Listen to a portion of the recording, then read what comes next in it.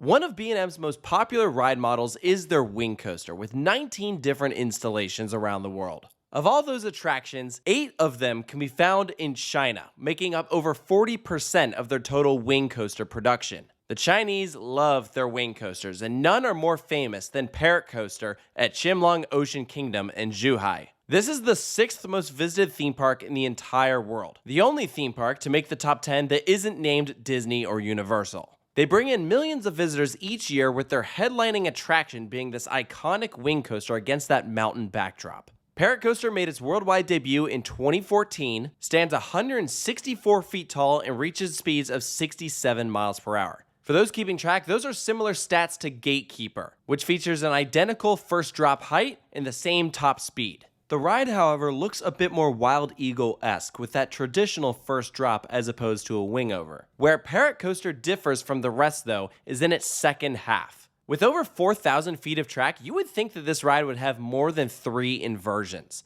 Gatekeeper has an almost identical length, but with double the amount of inversions. On the other hand, Parrot Coaster takes an alternative approach, with many low-to-the-ground moments, threading through those tight tunnels, and of course, with that wide train, 2 passengers on each side of the track. Any near miss is going to feel a little close for comfort, and you do not think that that train is going to make it through those tunnels, only adding to the exciting ride experience. I had the opportunity to experience Parrot Coaster for my first ever time in fall 2024. It was one of my most anticipated rides in all of China just because of that iconic look. I had heard so much about it. Friends of mine had written and said, hey, this is one of the best wing coasters in the entire world. And after experiencing it, I don't know if I agree. And in this review, I'm going to tell you why. I'm going to go through the pros and cons of Parrot Coaster, walk through the layout, and in the end, give the ride a final score out of 10. And I think there's no better way to start than with that iconic look. Parrot Coaster is easily one of the world's prettiest wing coasters. Its positioning in the park is iconic. It can be found in the Amazon section on the right-hand side of Chimelong Ocean Kingdom. The drop faces the main midway, and the track gets really close to the pathways, allowing for excellent visual interest. It is also very well themed, with the entrance starting off as a true Amazon rainforest,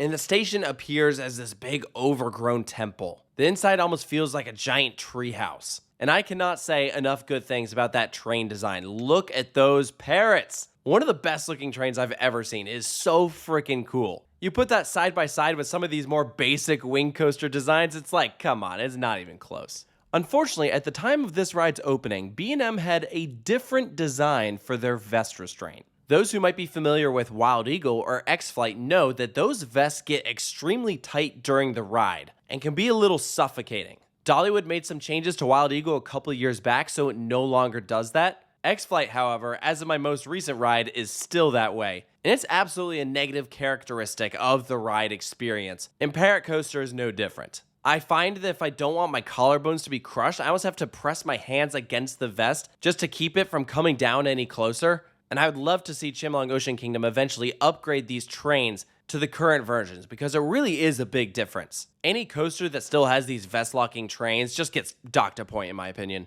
With a ride this tall and speeds that fast, comfort is extremely important. Now, before we dive into layout, there's one more thing I want to point out, just as a fun little fact here. Before you hop on board, try to find this little stat sheet that's publicly available in the station. It actually lists the ride's service life, describing the trains concluding their service life in January 2029, and the track being good until January 2034. In case you're unfamiliar, there's a general 20-year rule in China, where after that stretch of time, you have to either replace the track or close the ride entirely. It's essentially an expiration date, like you'd see on like a gallon of milk. And with Parrot Coaster currently sitting at 11 years old, that means if you want to experience this, I would plan on visiting sometime within the next 9 years. And after that point, the park will either have to completely take the ride down, replace it with something else, or do an extensive track replacement. Which, considering the numbers they pull, I'm sure they can afford it, so it'll be interesting to see what happens when they eventually reach that point.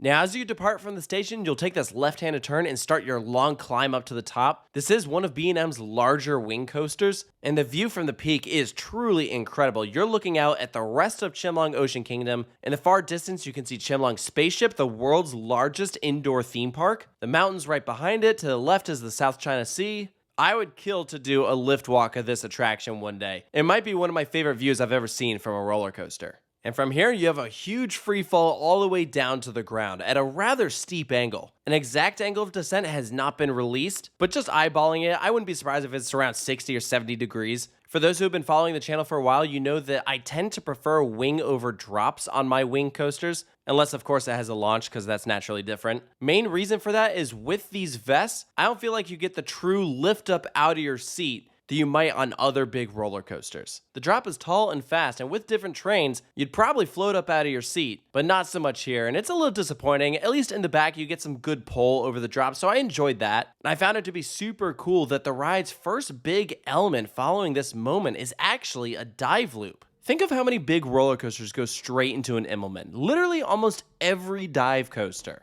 Dive loops are a bit more uncommon, and this works well with that slow rotation up at the top, then dropping back down towards the ground, maintaining all that speed from the beginning. At this moment, you'll thread straight through the trees, right up against the ground, then rising up into this right-handed bank turn that levels out at the top and then continues down into a more traditional drop. For a moment like this, I tend to prefer to be on the left-hand side because that is the angle that you rise up higher at. But with how the dive loop is profiled, naturally I would prefer then the right side. So that's a great incentive to ride this more than once. Your ride experience will differ.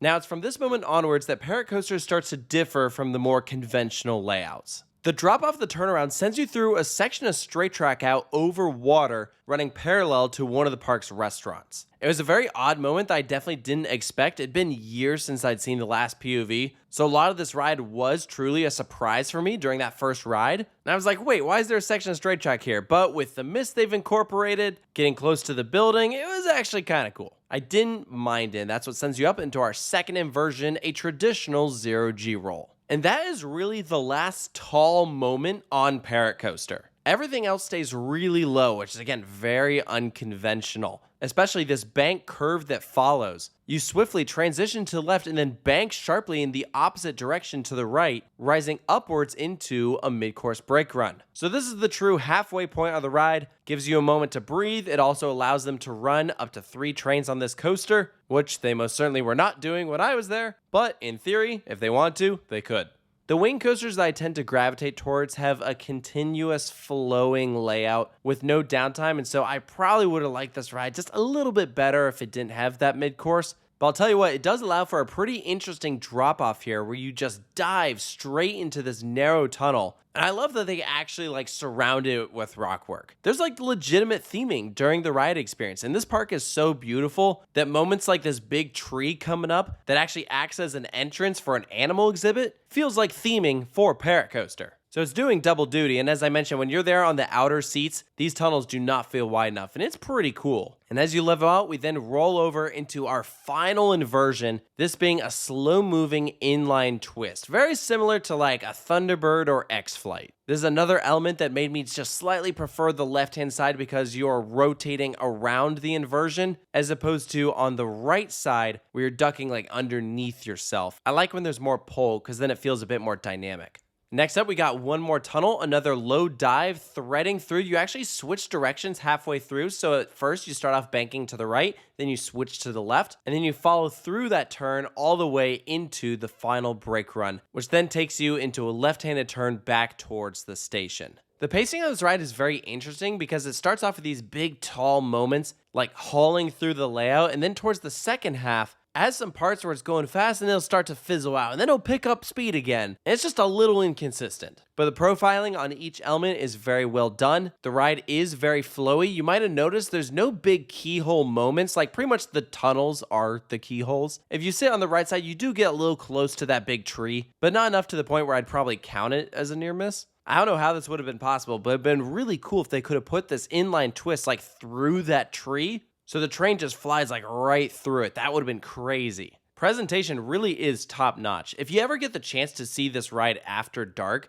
each train has built-in lighting. So you'll see these green flickers just navigating the course. And it is electric. The ride is almost on another level once the sun goes down because it gets so dark back there, especially through those tunnels. But is that enough to save it from its flaws? Well, probably not. It's kind of hard to ignore those. I enjoyed it the best I could considering the vest constraints and the unfortunate potholes during the ride experience. I'm not gonna lie, guys, this is probably the roughest wing coaster I've ever ridden. And I did not expect that going in. It makes me wonder if it's a maintenance thing or something to do with the track or the train specifically. But I did not think that it rode super well, to the point of where I actually said that the back outside seats are just too much. So jittery throughout the entire ride. I think the bottom of the first drop was really bad. Some of these valleys I was bouncing the whole time, and it was unpleasant. The front is much more doable. Like comparing a front outside seat to a back outside seat, it's not even close. But if you want the best ride experience, for sure, take an inside seat. You can even see during some of these POVs where some of those bad potholes are. Like look at how the camera jitters just sharply. That's not normal. And remember that these POVs have like built-in stabilization. So whenever you see something like that, that's an indicator that that is not a comfortable moment.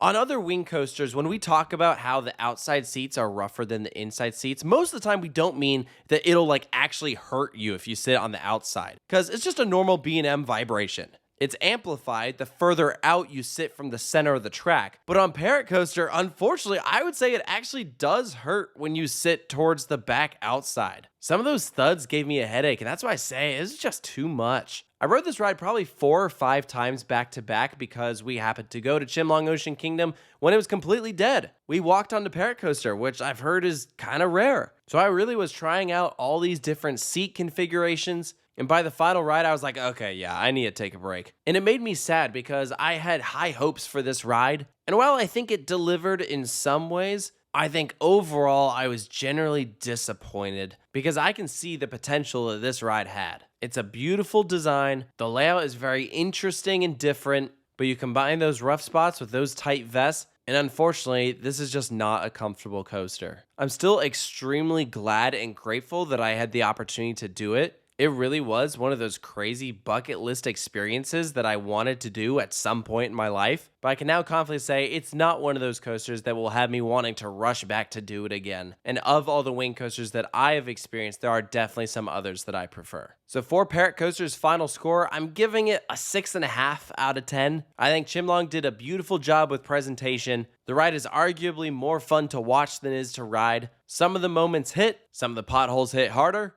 And I really hope one day that we at least see an upgrade to the trains so the vests won't be as restrictive, because I think that is a very doable step in improving this ride's experience. But those are just my thoughts on Parrot Coaster at Chimelong Ocean Kingdom. Let me know down in the comments below if you've had the opportunity of experiencing this ride, if it's one that you hope to get to eventually, and what your top wing coasters are. What traits do you look for in a good wing coaster? If you're new to the channel, of course, you can check out the Coaster Reviews playlist, packed full of rides from all across the world, organized in alphabetical order by the attraction's name. Thank you so much for joining me, and I'll see you next time.